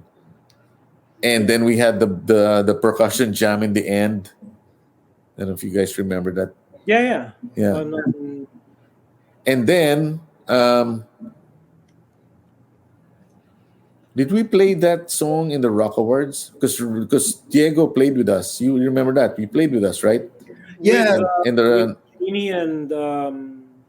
it was at Razorback also. Like it was like everybody. Tirso and David played with us. Yeah. Rada, Genie. Yeah. I just did an Ebo intro thing, so you know. No. I mean the Rock Awards. Yeah. Limit. Yeah, remember the two girls from Kulay? Yeah.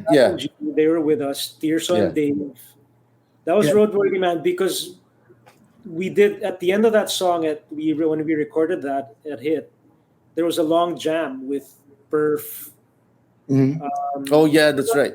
You Yeah, know, we were making Pasa Pasa the solo, yeah, and that outro was longer than the actual song. If, I don't know if you remember, yeah. but yeah, then Diego was there. Yeah. Diego, why don't you tell everybody the story of your guitar? Which one? The one that, you know, somebody saw on TV from that broadcast, and I think it had the mirror finish on it. Oh, yes. Yeah. Yeah.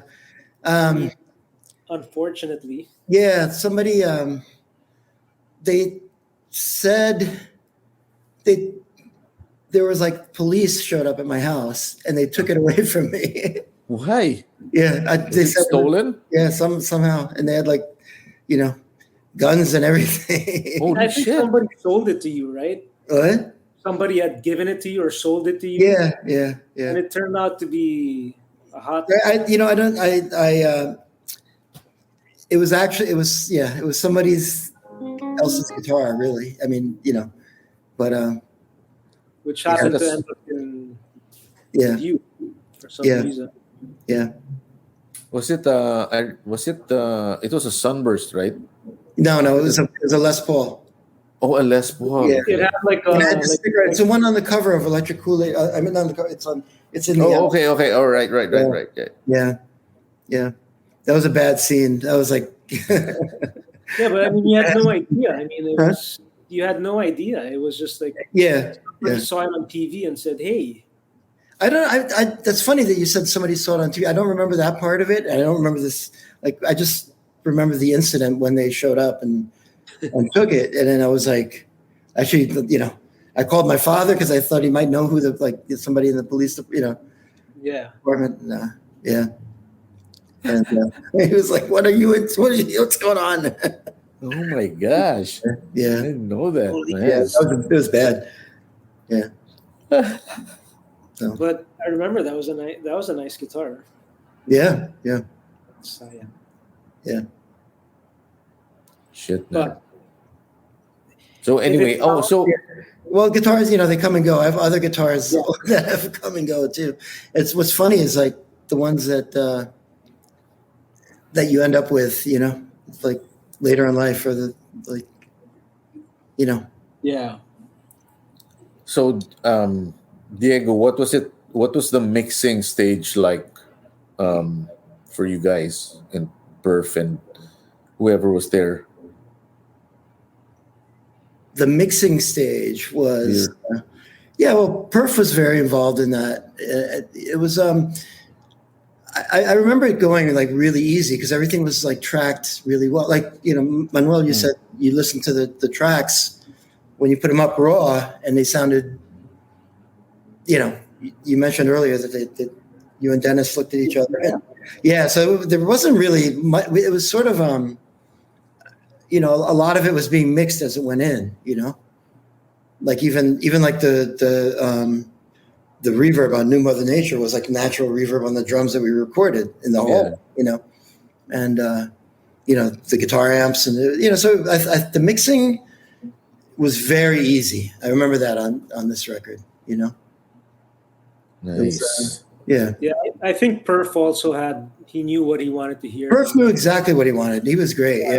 He was just, I mean, he was saying, I need more of this, less of this, EQ this out. Yeah. Yeah. I worked with him on his record too. I think it was that same year. But I can't remember if it was before or after you guys. It was probably after. Was it after? Yeah. I think Okay. he practiced on us. Oh yeah. Okay. Who? I couldn't remember what the sequence was, but you know. I'm pretty sure ours came first. Yeah. And then he did his after. Yeah. Oh, what, Triaxis? Triaxis, yeah. Oh yeah, Triaxis came after, yeah. Around the Bend, so that was it? Something around the bend? Yeah, Beyond the Bend. Around. I think it's Beyond the Bend. Well, Around the Bend is too cliche, right? Maybe. Yeah. But anyway, so what was I gonna say? Shit, I forgot. Okay, so before we go, I just wanted to ask each of you guys, what is your guitar arsenal now? Oh my God. Everything under the bed, in the office, in the closet. What? Because my brother is a guitarist too, and he has just like that guitars on the walls and stuff. So Yeah. what's yours? What Diego? Let's start with you. Your arsenal. Yeah. I've been collecting like since I have like a lot of my old ones. I actually when I went to Michigan, I picked up my old bass from before I went back to the Philippines, which is a BC Rich that my brother was holding for me, which has like it's just the wood, and I'm gonna put that back together because it has a cracked neck, but I'm working on fixing that. I think I have over 20 guitars now. Oh wow! Yeah. Shit. I've got including my basses. This Rickenbacker. Is that the Rick you played on Bodhisattvas? No. I traded that for a telly. Oh wow! Yeah. But I've been collecting a lot. I have a '67 Mustang, which was like inspired. Yeah, I've always wanted one since.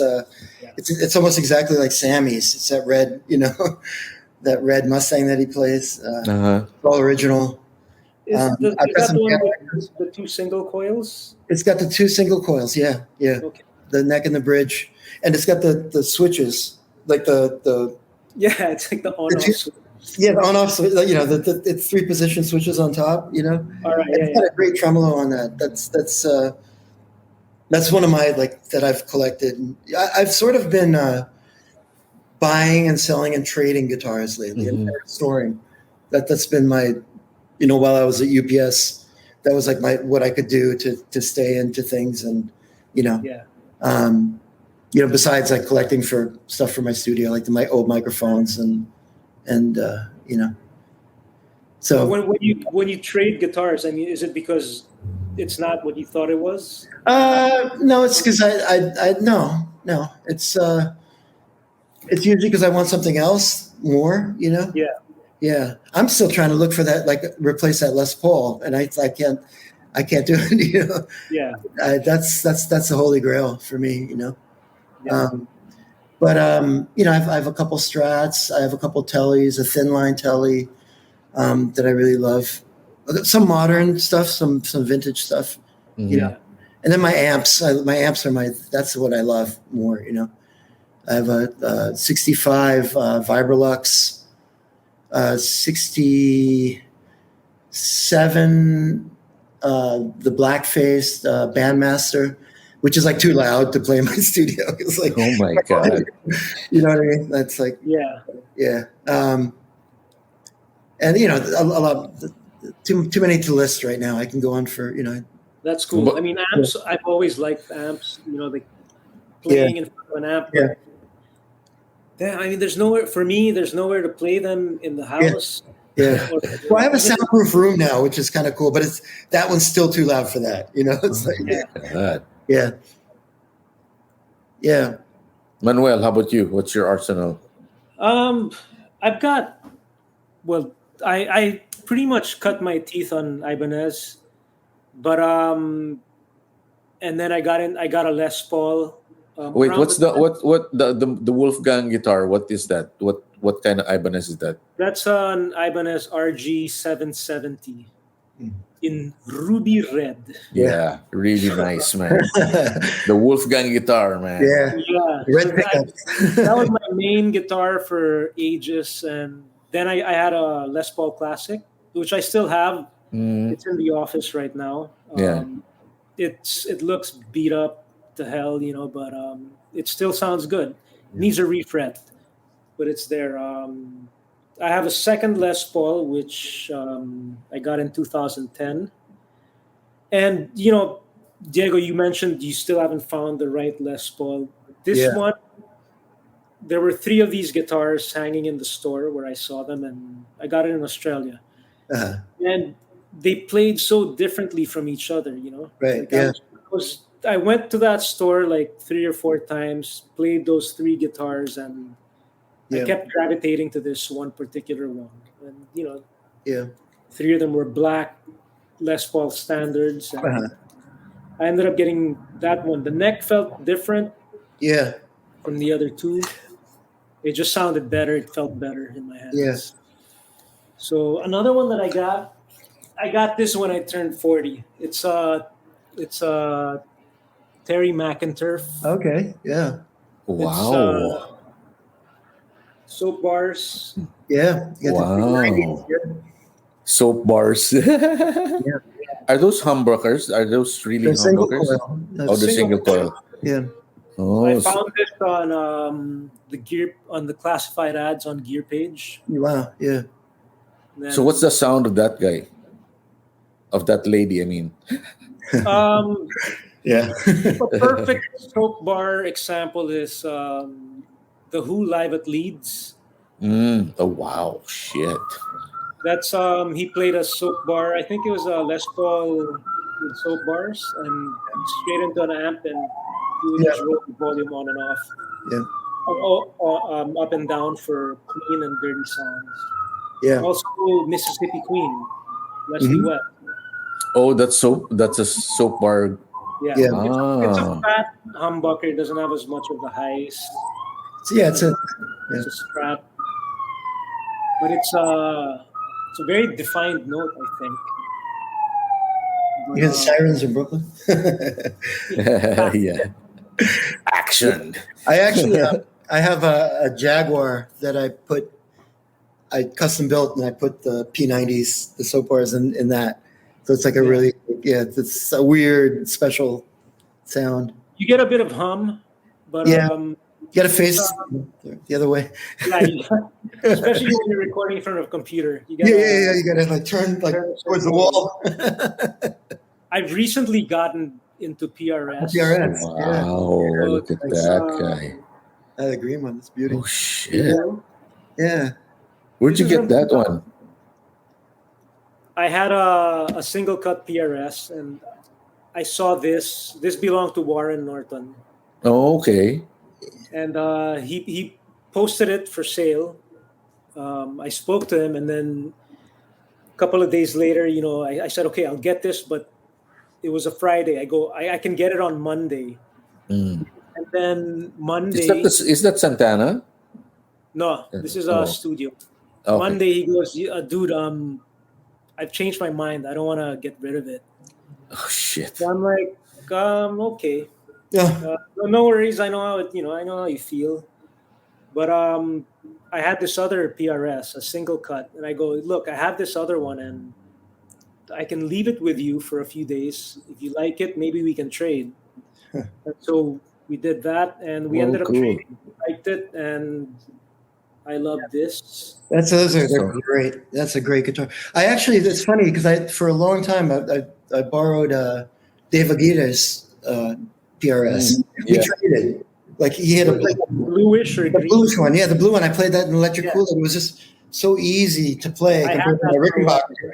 It was like, and then I can't remember what I traded him for. We knew it was a temporary thing. Yeah. And, we finally traded back. It might have been the Rick. I don't know. I can't remember. Yeah, cool. I actually had that guitar with me for a while also. Oh, that's it has funny. a rotary selector. Uh-huh. Yeah. For pickup selecting. Yeah. And that was the first time I played a PRS. And yeah, me too. It's funny. It's the same guitar. Yeah, but having said that, I have this. I've fallen in love with a brand, so I also have this. This is a bolt-on PRS. Okay. Yeah. Oh wow, that's nice, dude. My first blue guitar. Nice. And then I have another PRS. It's a DGT. It's a signature of Dave Grissom. That one is awesome. That's probably my favorite PRS right now. And I have a Strat. Yeah, there you go. Oh wow, that's nice. Clean. So Don't you? It originally came with this. But Oh, okay, right. I like Oh, it's this one. much nicer now Yeah. with the So rosewood neck, man. Classic. I got a Oh, couple more under the bed. you have someone mentioned that you have a Filipino-made guitar that someone made for you. It's Oh yeah, hang on. yeah, yeah, I used to endorse D&D guitars. yeah. That's the one. Uh, Oh Oh wow, wow! Oh looks my like God! an old Corvette. Damn! Wait, Manuel. Can you? No, I'm gonna take a screenshot. Can you just wait lang. Diego, get in there. Oh, wrong way. All right. Oh, Okay, got it. Thank you. That's nice. That's so this Filipino was made. well, this guitar actually is not Philippine made. This Okay. one was part of the production run, but it wasn't like this. When I first got this guitar, it was flat black, and then I took it to the guy who built the prototype, John De La Cruz. He's from LEG. Mm-hmm. He concentrates on bass guitars. And I had this. I saw like a Corvette guitar. uh, It had this similar design here. Wow, that's really And so nice. I had him do this. This thing used to be poplar, I think. I had him, and it had a humbucker hole here. So I told him, let's cut out the wood here, replace it with maple. So this entire white thing is maple. okay. Oh Wow. wow! You could redo the holes. Uh-huh. And then this is actually fret wire. Oh Oh yeah. wow! Interesting. Around the pick guard. Yeah. Wow. Yeah. And then I designed this truss Oh, rod that's cover. the Yeah. heads. You designed the headstock, the shape. Yeah. Nice. Yeah. So and that's why this actually has my initials. Wow, dude, Yeah.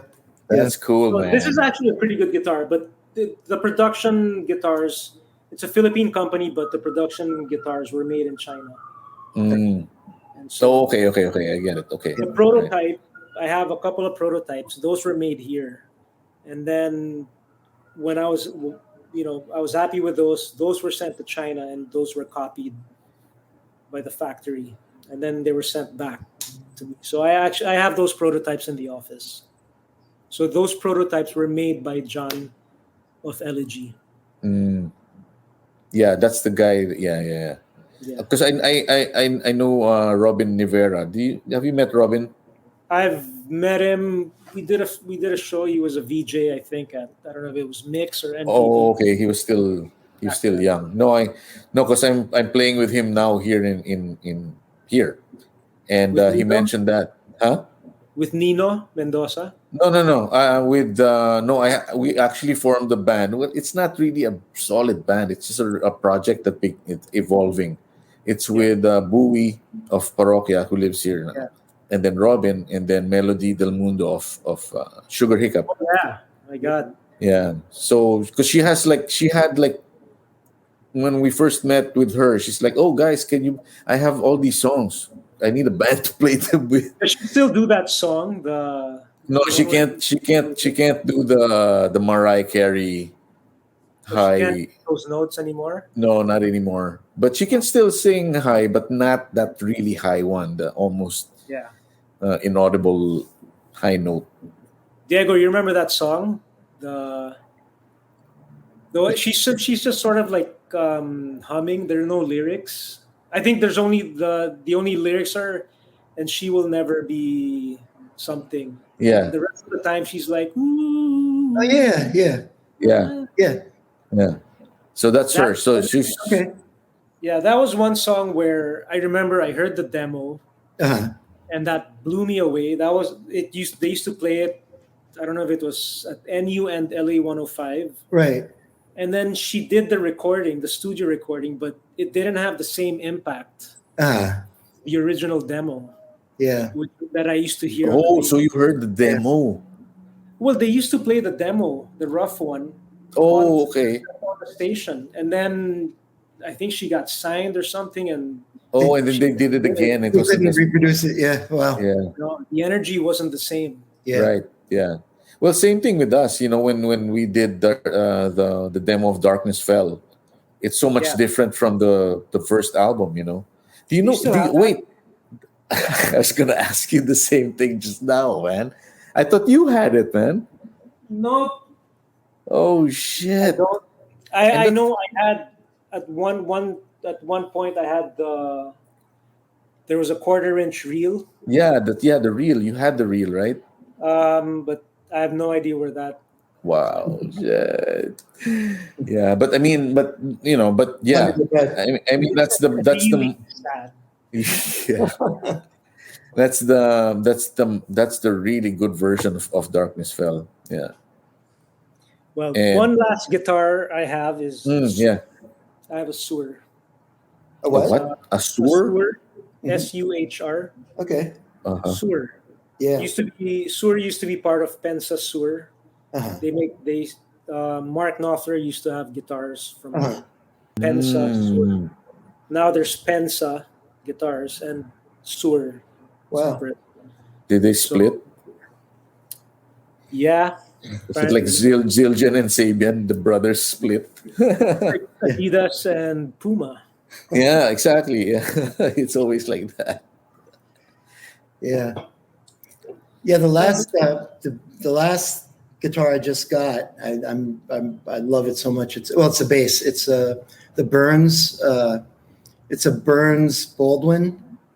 Okay. Called the Shadow, and it's an English-made guitar, and it's the one that what's his name, Brian May, is it from? Okay. Like he had a homemade guitar, but they had the pickups of the Burns guitar. Oh, okay. Yeah, that was that Queen sound, that. Single coils, Yeah. which he accidentally wired out of phase. Out of phase, exactly. So he could, yeah. That's Yeah. the thing. Yeah. So So cool. Yeah, guitars are they're I love helps them. keep me sane Yeah. these times. Yeah. I'm actually this is my wife and I. This is our dressing room, and I've set up my little studio in my half of it. Okay. Yeah, I can't have too many guitars in here, but this is the other one that I have that's been getting some use. Oh, I have a Godin. Ooh, I have a Godin too, a 12 string. Yeah. This is a thin line, and Yeah, this is that's awesome nice, man. Yeah. for live work. Uh-huh. No feedback issues. And, Yeah. Canadian made. It's got It's probably Canadian. good wood. Godin. Yeah. Is it Godin or Godin? I don't know. I think it's Godin. Godin. Oh, Godin. I thought it was Godin. I don't know. I mean, Well, if it's French Canadian, then yeah, Yeah. Godin. Yeah. Well, Yeah, those are yeah. great. Can we hear that? Can you hear it?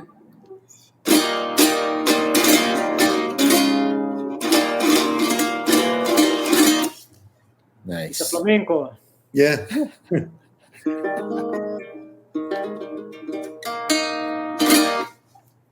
Shit, man. That, and then one last one is this is a carbon fiber guitar. Oh yeah. Wow. Oh my God. It's got the reason why I got this was because the Wow. wooden guitars that I have, acoustic guitars, they always end up lifting here Uh huh. because Yeah. of the humidity and the heat here. The glue here keeps Oh, it loosens up. Yeah. Peeling. Yeah. So this guitar, I mean, you can leave it in the trunk of the car, bake it, and Wow. it doesn't go out of tune.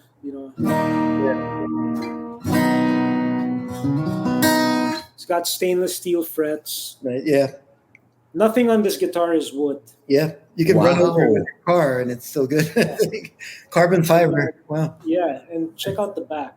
That's Oh, really? nice. Oh my God. Look at that shape. That's You crazy. can And that's go a all the thick way up. guitar too. Yeah. Is that is carbon fibers like the Like the base of, you remember the base of Claire before? That's carbon fiber, right? The neck of her base. Yeah, I think so. I That think she had Mon got that base, right? I think it was a Sadowski Yeah, so five that was. steel, the white one. Mm-hmm.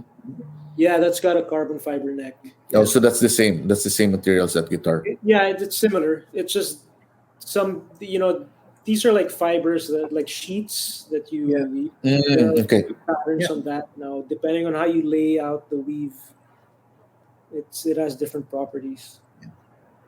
They use it for race cars and stuff. Yeah, Yeah. so very but yeah, this one I've got a Taylor 12 string in the office, but then I have a flamenco guitar that I got in Singapore. But yeah, they're in the office. Cool, man. Yep. The two here, the Godin. Mm-hmm. Yeah. That one is what I pretty much use. Like if I do any acoustic shows, that's what I use. Nice. Do your kids play? Nope. No interest. My son doesn't either. He's had, Do they listen to music? Do they respond to music? I mean, because they're still young, you know. My daughter, she's always singing. She's Uh-huh. always humming.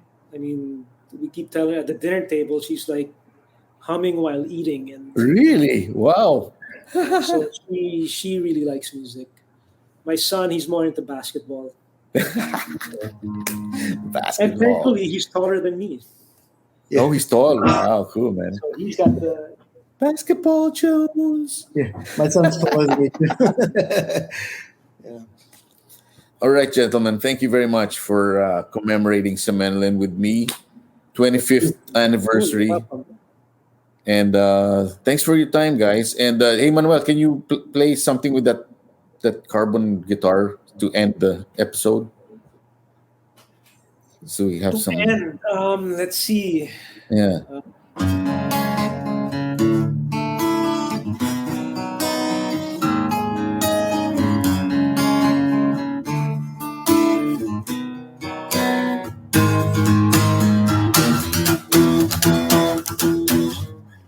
Got it.